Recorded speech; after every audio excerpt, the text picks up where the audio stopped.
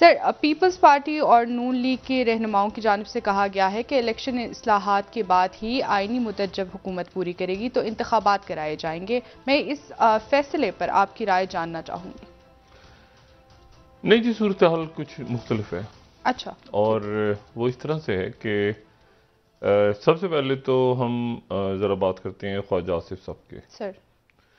और ख्वाजा आसिफ साहब की जो गुफ्तगू है वो उसकी इम्पोर्टेंस ये है कि ख्वाजा आसिफ साहब जो हैं वो वज़ीर दिफा हैं और वो बड़ी कैलकुलेटेड उनकी गुफ्तगू हुई है। वो ऐसा नहीं है कि किसी टीवी टॉक शो में वो बैठे हैं, या उन्होंने गैर मुल्की नशरियाती इदारे के साथ उन्होंने बात की है और उन्होंने बीबीसी के साथ बात की है उन्होंने, और बड़ा एक कैलकुलेटेड इंटरव्यू दिया है उन्होंने, शॉर्ट और 2-3 उसमें सवालात, और उसके बाद वो उन्होंने एक बतौर वज़ीर दिफा एक दो बातें की हैं।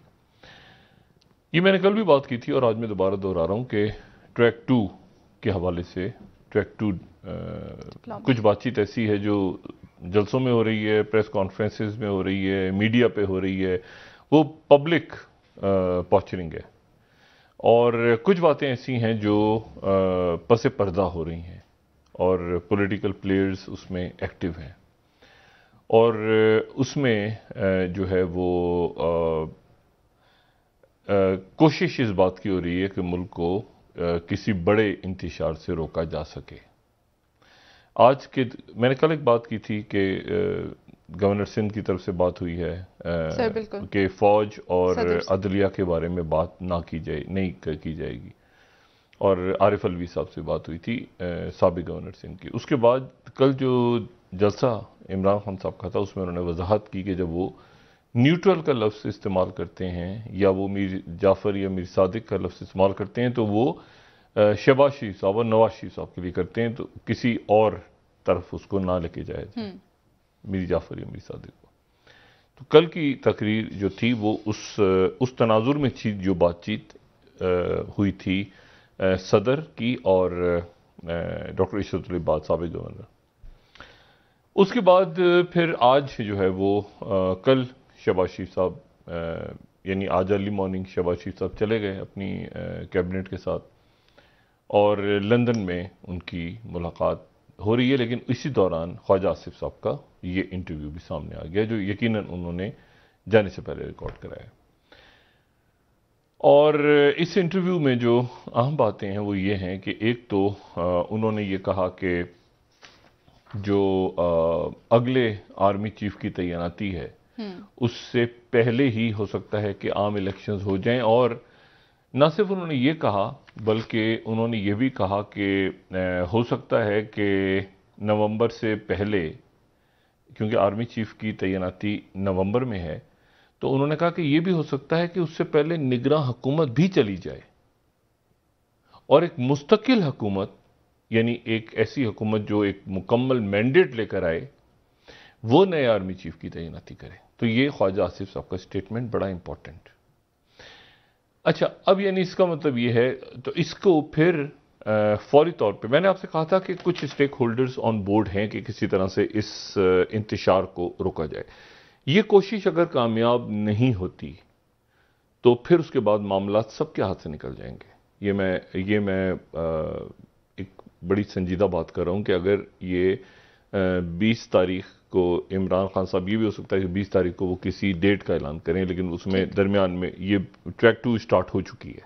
ट्रैक 2 यानी पस मंज़र में बातचीत हो रही है, और यहाँ पर किसी की फतह किसी की शिकस्त, या छोड़ दें आपकी ये सोशल मीडिया इधर उधर, जो संजीदा हल्के हैं मुल्क में और जो संजीदा लोग हैं वो पाकिस्तान के हालात को उसमें कोई और बाहर की कुव्वतें भी फ़ायदा उठा सकती हैं। और इमरान खान साहब की सिक्योरिटी भी सख्त कर दी गई है, मरीम नवाज साहिबा की भी कर दी गई है, और बिलावल भुट्टो साहब की भी कर दी गई है, काफ़ी लोगों की कर दी गई है। 2-3 बातें ऐसी हैं जो मैं यहाँ पे मेरे ख्याल से मुनासिब है बताना इस वक्त। एक तो यह है कि शहबाज शरीफ साहब ने लंदन जाने से पहले एक उनकी मुलाकात अहम हुई है, और वो अहम मुलाकात जो हुई है वो हुई है मौलाना फजलुर रहमान साहब से। और मौलाना फजलुर रहमान साहब से उनकी मुलाकात हुई है और साथ ही ANP के रहनुमाओं से भी हुई है और बाकी इत्तेहादियों से भी बातचीत हुई है उनकी कि इस सूरत हाल में आगे कैसे बढ़ा जाए। और फिर उसके बाद वो लंदन गए हैं। जो मेरे पास जो इतला है वो ये है कि मौलाना फजलुर रहमान साहब हमेशा से ही ये बात कहते रहे हैं कि वो जो है वो इस असेंबली को नहीं मानते और असेंबली को तहलील हो जाना चाहिए था फौरी तौर पे। तहलील हो जाना चाहिए था तहरीक अदम एतमाद के बाद, लेकिन उस अदम एतमाद और इलेक्शंस में जाना चाहिए था। लेकिन जरदारी साहब और शहबाज शरीफ साहब इस बात पे कायल हुए कि नहीं, हमें हुकूमत भी करनी चाहिए और ये पूरा 1.5 साल की या 2 साल का जो बाकी मुद्दत है उसे पूरा होना चाहिए। लेकिन गालिबन हतमी फैसला जो है वो नवाज शरीफ साहब करेंगे। अच्छा, अगर फ़र्ज़ करें यहाँ पर, इसीलिए आज जरदारी साहब भी उन्होंने खुद प्रेस कॉन्फ्रेंस की।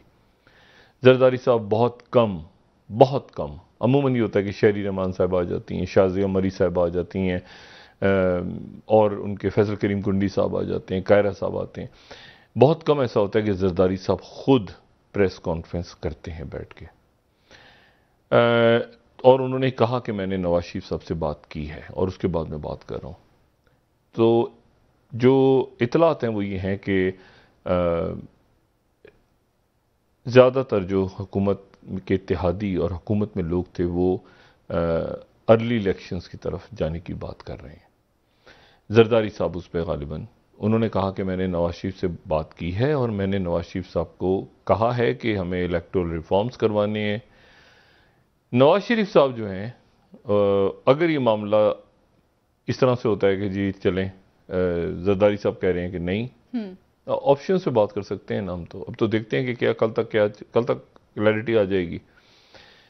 लेकिन कि अर्ली इलेक्शंस पे हम जा रहे हैं या हम इसको आगे ये चंद महीने के बाद होगा। खुर्शीद शाह साहब ने भी कह दिया कि हम अर्ली इलेक्शंस करवा सकते हैं। ये नहीं कहा कि फौरी, उन्होंने कहा अर्ली इलेक्शंस कोई मसला नहीं है और एक ऐसी हुकूमत जो कि जिसके पास कोई मैंडेट हो, इखलाकी जवाज़ हो मौजूद रहने का, ठीक है। तो वो एक मतलब वो फिर अथॉरिटी के साथ बात करती है ना, उसके एक बड़ी जमात है, उसके साथ इत्तेहादी हैं, 2/3 नहीं भी है, तो मतलब वो कानून साजी होती है। मतलब ये तो एक पैरालिसिस हुआ है ना कोई कायमा कमेटी है, ना कोई अपोजिशन है। पंजाब के अंदर आईनी क्राइसिस पहली दफ़ा ऐसा हुआ है कि गवर्नर का ऑफिस ही खाली है। मतलब उस ऑफिस में जो है वो मतलब वो खाली नहीं रह सकता आईनी तौर पे। गवर्नर, ये हमने उस दिन भी बात की थी कि गवर्नर का दफ्तर, सदर का दफ्तर ये खाली नहीं, वो खाली है। लेकिन जो खाली है वो ना नए गवर्नर आए हैं और पुराने गवर्नर जो हैं वो कह रहे हैं कि मैं तो हूं, लेकिन वो दरवाजे वगैरह बंद कर दिए गए और स्पीकर ने हलफ नहीं उठाया।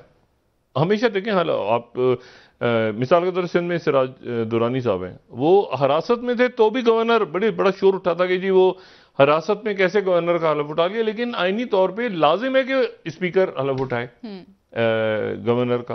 पहली दफा ये है कि पंजाब में कोई गवर्नर, काबीना भी नहीं अनाउंस हो रही। तो मतलब एक अजीब सा मामला है और मुल्क पूरा जो है वो रुका हुआ है अपनी जगह पे। और ये जो इन्होंने जो 2-3 बातें की हैं वो मेरा ख्याल है ऐसी हैं कि जो बड़ी बड़ी अहमियत की हामिल हैं।